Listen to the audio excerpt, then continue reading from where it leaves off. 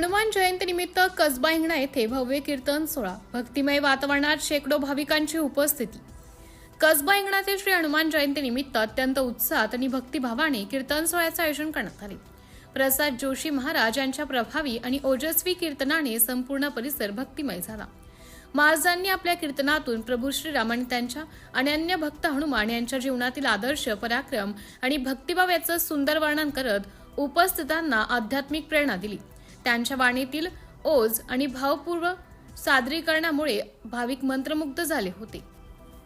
या कार्यक्रमात महाराजांचे सहकारी प्रजित चौधरी, सौरव धुमकेकर, प्रशांत जोशी, राजेंद्र कोल्हे, सुधीर जिचकार, उमेश धोटे, गणेश हिंगणेकर, प्रवीण मानकर, सुधीर भाकरे, आशिष पुन, योगेश वर्ले, रवींद्र खेडकर तसेच आमले व बनसोड, प्रदीप अडेकर, रोहित भांगे, लंकेश जिचकार, पंकज जोशी, मंगेश जोशी यांनी उत्साहाने सहभाग घेत कीर्तनात रंग भरला।